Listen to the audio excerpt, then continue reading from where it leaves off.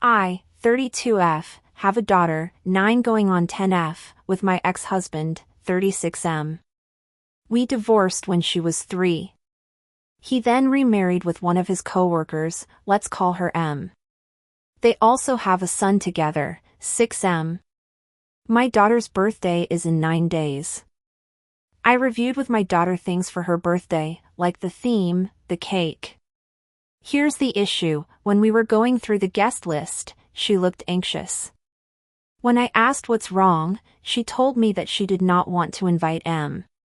I asked her why and she explained to me that M would make weird comments sometimes around other parents to her. For example, when M would pick her up from her dance lesson, she would hear M say things like "that is why I prefer boys, girls only like pink and tutu," calling her a brat, and other things.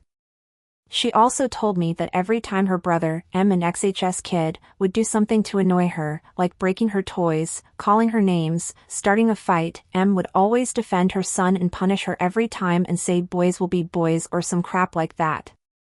I asked about her dad and she said that she does that when her dad is around, but he is always in his office, so it is like a free pass. Later on, I called her father. He asked for the date of the party. Her real birthday is a school day. I told him that his wife was not invited and I think I was in loudspeaker because I heard M screaming at me saying that I'd destroy her family. So, am I the a-hole for not inviting my ex-husband's wife to my daughter's birthday party because she told me not to? Okay, just for precision.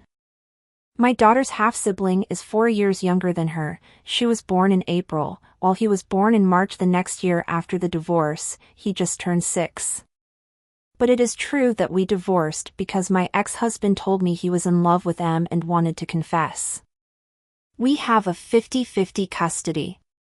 He has a busy job. My daughter explained me she never told me/her dad that she was scared of ruining her father's marriage because he seems happy. Now for the updates. Update 1. So, a lot happened. First of all, I met my ex for lunch alone. I explained everything that my daughter told me. At first, he was defensive and told me that she was overreacting. I replied that even if that were true, his relationship with his daughter is at risk. I gave him a choice: fix the problem or I go back to court for more custody. Friday, when I came to pick my daughter up at his house, I talked to her in private and she told me that her dad spent time with her, picking her up from school activities, helping her with homework, and playing with her. M then told me that she accepts not going to the party but still wanted to see my daughter blow out her candles on her actual birthday. She baked a cake and asked her, my daughter, if she was okay with doing it before leaving. She seemed okay with it, so we gathered around the cake, my daughter, M, ex, and half-brother. When my daughter blew out the candles, M Jr. decided that the good thing to do would be to smash my daughter's face into the cake. To be honest, if this was not a kid, I would be in prison. He and M burst out laughing while my daughter was crying. M then told her that she was being dramatic and emotional. We, M, ex, and I, got into an argument, and to my surprise, my ex-husband was on my side, saying that it was not okay. While arguing, I noticed that my daughter was not there, so I left to check on her. I helped her clean herself, and then we left for my house. I tried to cheer her up, but she was still a little sad. The party went well. Her dad came, and during the party, I told him that I want more custody because of his wife's bullying. So yeah, I will update you if anything happens. Precision 2. Some of you asked questions about my daughter's reaction. My daughter is a really shy and silent kid. Except for me and her dad, she does not talk unless spoken to or if you bring up a subject that she likes. When something upsets her, she just stays silent and cries. It's always been like that and it is what she did. Started crying, going to her room. Update 2. Hi. I saw that many of you asked for an update. Asterisk my daughter, after the cake incident, I asked her questions about whether M/half-brother had ever laid hands on her, played such pranks on her, or behaved inappropriately. We never know. She told me no, explaining that the fights with her half-brother are mainly him annoying her. I also inquired if anyone else from both sides had made her uncomfortable in any way, and again, she said no. Since my last post, she has been seeing her psychiatrist twice a week. The bullying apparently started about 2 months ago. I don't know if it is related, although I am sure it is, but it was also around that time that M had a miscarriage. Asterisk me, to be honest, I feel like a terrible mom. I did not see the signs. I am trying to fix everything. Asterisk my ex-husband, guess who showed up at my door at 10 p.m.? He called me last night, was outside, and said he wanted to talk. I let him in, and because I don't trust him, I really don't, I recorded the whole conversation, with his consent. He told me that since the party, he's been thinking about what to do and yesterday told them about my desire for more custody. From what he told me, she said that it was not such a bad idea because my daughter was not fitting into their family dynamic. They started to argue, and at one point, she just started cursing me and my daughter. Apparently, I am a sneaky B-word who is bitter about her affair with my ex-husband. She described my daughter as a spoiled, bratty princess who needs correction. And now, he has to choose between which woman he loves the most. This is where he had the click. He left the house, drove around, and then showed up at my place. He is going to stay at a friend's house to think about his relationship with M. Our daughter will stay with me during the week and visit him on the weekends. I told him that if he's going to get back together with M, I am continuing with full custody. But if they divorce, it will depend of his custody for his son because I don't want him around my daughter. He agreed. That's it. Thank you for all the support. Final update. Hi again. Y'all asked for an update. Here you go. Asterisk my ex-H, earlier in the week, he asked if he could come by, saying that he had something important to tell me. He told me that last Friday M Jr. got into trouble at school for cursing at a girl. Long story short, he confessed his feelings to a girl, the niece of the director. She rejected him. Apparently, he started shouting insults at her that number 6-year-old should know, let alone say. Because of this incident and our daughter's situation, he decided to divorce M. She would be served the divorce papers next week. He is also going to pay M in therapy because he still wants her to have a relationship with their son. We, ex-H, daughter me, will also be attending family therapy together. Asterisk my daughter, she is happier now, and that's the only thing that matters to me. For the summer I am going to take her to Japan to see my side of the family. Brooke, if one day you read this, Mama loves you more than anything. I am sorry for seeing everything earlier. I love you.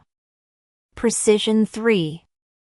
I am still going for full custody of my daughter with visitation the weekend. If and only if Junior's behavior improves, I will let him and my daughter interact. He, my ex, is going for full custody of his son. I still don't trust my ex-H. I am keeping my eyes on him and how he will raise my daughter. I don't know why people would assume that I am going to nice with him. Am I polite? Yes. Nice? No. I am not going for more custody because he wants his son. Because he recently got a promotion so works more. He doesn't have the time to take care of our daughter on the weekdays, so I take her. Someone asked me out races, for some reason? I am Japanese, like my ex-H, and M is white, French. Like I said, I am Japanese but was raised in France, so French is my first language, then Japanese, then English. Sorry for any mistakes. Story 2. So, I, 18M, was born in Port Said in Egypt when my mother was 21 and my father was 38. My father had invested into my grandfather's business and helped stop it from failing, and getting married to was pretty much his reward. It sounds icky to think about, but that's how it is in places like that sometimes. When I was 10, my mom admitted to my dad that she'd been having an affair with a guy named Saeed who was 8 years younger than her and asked for a divorce. Somehow, my dad got actual proof of the divorce beyond just her words, and from what I understand, infidelity can be treated as a serious crime in Egypt. So, he got her to agree to a divorce where she gave up full rights to me in exchange for complete silence from him. Later that year, my dad and I moved to Canada and my mom and Saeed got married. My mom would write me letters for a bit and mail presents, so I knew that she and Saeed got married, moved to Cairo where they both got jobs, and they had a daughter. From what I've been able to tell from the letters is that she's happy, and I don't really ever remember her being that way. Eventually the letters became less frequent and now I get like 3 a year. I got one earlier this month where she told me how proud she was that I was going to graduate from a Canadian school, and it made me cry. After graduation in July, I'm going to Egypt with my uncle to see family in Port Said. My girlfriend is going too because her family is in some city in the Sinai. I told my uncle that I want to take some time to go and see my mother, and he seemed uncomfortable with the idea because to him, the idea of the trip was to introduce me and my girlfriend's families to each other so we can get married after university. He talked to my dad about it, and my dad told me I'd be wrong to go. My dad pointed out that while he'd taken full custody and may have been wrong to do so, my mother had never done anything other than write me a letter. She'd never tried to add me on social media, she'd never come to Canada to visit, she hardly ever phoned anymore. When I tried to argue, he started talking about how if she'd wanted to be with Said she would have divorced the right way, and what she did showed that she didn't think about me. When I told him that I still want to meet her, he huffed and said he was disappointed and seemed very sad afterward. I know she really hurt him, but am I the asshole for wanting to see her? Now for the update. Thankfully, I didn't make a big post, so I got a few comments which were focused on being helpful. I did go with my uncle to Port Said, and I did meet with my girlfriend's family, and I think that I won them all over. We're not formally engaged or anything, but we will be in about a year. Egypt is a lot different than I remember as a kid. People are a lot less open and more guarded. My girlfriend's family thought that because I was from Canada, I'd be partial to the MB because apparently immigrant kids are. It was really weird. But I did go to Cairo to see my mom, even though I promised my dad that I wouldn't see my mom. I know that what she did was wrong and I do resent her for doing it, but I don't want to be the guy who didn't see his mom at all when he was a kid. I mean, if I'm getting engaged next year, then I won't be a kid then, I'll have to actually grow up. I don't know, it's a weird thought process, but it's mine. So I convinced my uncle and we went to Cairo. He called my mom to tell her that he wanted to meet her, but he didn't tell her that I was coming because he didn't want word to somehow reach back to my dad. They don't talk, so that was weird, but I didn't bring it up because I was happy that he agreed.